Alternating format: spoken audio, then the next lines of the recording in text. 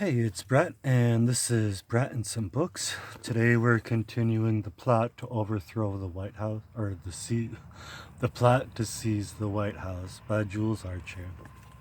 This is Part 1, Chapter 5. In September, Butler was asked to address a convention of the Legion's 29th Division at Newark, New Jersey.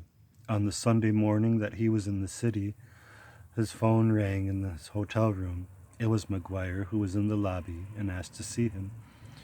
Invited to Butler's room, McGuire reminded the general that the time for the American Legion convention was rapidly approaching. Was Butler finally ready to take a contingent of veterans to Chicago and make the gold standard speech? Butler displayed increasing skepticism about the whole plan. In a gruff voice, he challenged McGuire's proposal as a bluff without any real money behind it. His visitor whipped a fat wallet out of his hip pocket, extracted a mass of $1,000 bills, and scattered them all over the bed. The $18,000, he said smugly, would amply cover the expenses of Butler and the veterans he led to Chicago. The gesture caught Butler by surprise. Losing his temper, he accused McGuire of trying to give him $1,000 bills whose numbers had been recorded, so that once he cashed them, the plotters would have proof of his complicity. McGuire hastily assured him that he could have smaller denominations. In his vexation, Butler snapped at the bond salesman to take back the money immediately, as he had no intention of getting involved in McGuire's scheme. But then, as he regained control of his anger, he sought to make it appear that he was merely indignant at being forced to deal with an emissary. He would negotiate, he told McGuire firmly, only with principles. After some hesitation, McGuire agreed to have him contacted by Robert S. Clark, a banker who had inherited a large fortune from a founder of the Singer Sewing Machine Company. 1 week later, Clark phoned Butler at his home. They arranged a meeting at the railroad station. Butler immediately recognized the tall, gangling man, hair now steel gray, who stepped off the train as the lieutenant he had known 34 years earlier. Butler drove him home for lunch, during which they exchanged memories of the Boxer campaign. Afterward, they adjourned to the spacious, glassed-in porch, and Clark got down to the business of his visit. He was going to the American Legion convention in a private car attached to the Pennsylvania Limited, he told Butler. He planned to have the train stop at Paoli to pick the general up, and they would continue on to Chicago together. A suite of rooms had been reserved for Butler at the Palmer House. Clark would see to it, he told the general, that Butler was calling for a resolution demanding restoration of the gold standard. In discussing the speech, the millionaire was induced to reveal that the author was none other than John W. Davis, the 1924 Democratic candidate for president, and now chief attorney for J.P. Morgan and Company. Butler pointed out to Clark that the speech did not seem to have anything to do with the soldier's bonus, which was presumably the purpose of his trip to Chicago. Shrugging, Clark blandly repeated McGuire's assurance that those supporting the speech simply wanted to be sure that the bonus would be paid in gold-backed currency, not in worthless paper. Butler decided to draw blood and observe Clark's reaction. Sharp eyes honed on his visitor's face, he suggested that the speech had all the earmarks of big business propaganda. The banker, taken aback, did not reply for a moment. He seemed to be debating with himself whether to deny the allegation or take Butler into his confidence. Then he astonished the general by a sudden burst of candor.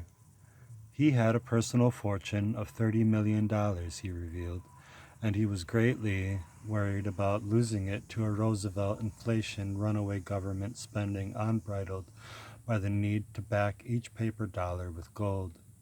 He was willing to spend fully half his fortune if that would save the other half. He was confident that if Butler made the speech at Chicago, the Legion would go on record as demanding a return to the gold standard. That would be an important step toward organizing the veterans of America to put pressure on Congress and the President for such a bill. Why, Butler asked him curiously, did he think the President would allow himself to be pressured by such tactics? Clark expressed confidence that Roosevelt would yield because he belonged, after all, to the same social class that was solidly behind the gold standard. Once he had restored it, his fellow patricians would rally around him and defend his position against criticism. Butler was shocked by Clark's blatant snobbery, but even more by the millionaire's assumption that the wishes of economic royalists should and would prevail over the democratic processes of government. Once more, his anger boiled over. In a voice that crackled with indignation, he exploded that he wanted nothing to do with a scheme to exploit veterans. Furthermore, he rasped, he intended to see that the veterans of the country were not used to undermine democracy, but to defend it. Clark's face turned crimson. Chagrined, he reproached Butler for being stubborn and different, hinting at such things as the mortgage on Butler's house could be taken care of for him, and in a fully legal fashion. This crude attempt to bribe him was too much for the dumbfounded general. Bellowing his indignation, he roared an order at the millionaire to follow him into the living room.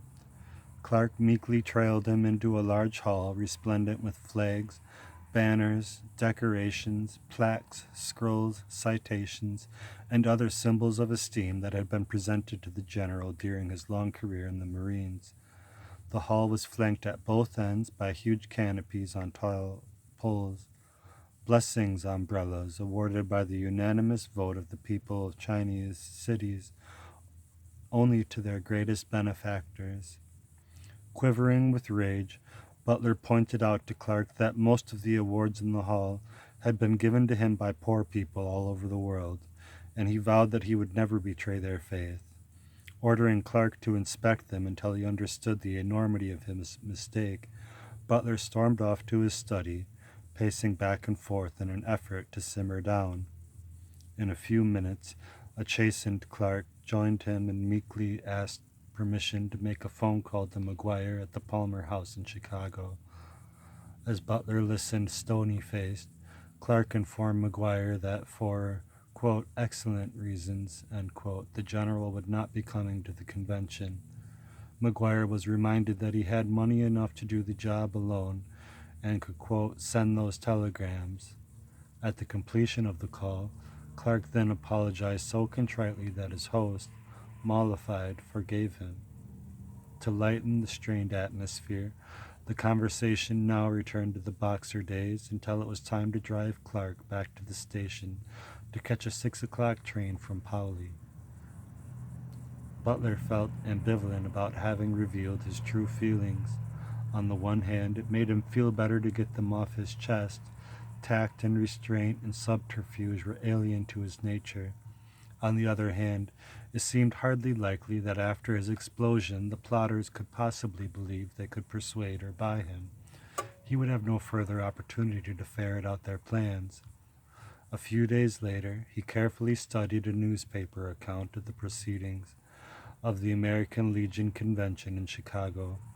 The story revealed that a huge flood of telegrams had poured into the convention, urging delegates to endorse a return to the gold standard. A resolution to this effect had been proposed and carried. Butler felt mingled amusement and disgust.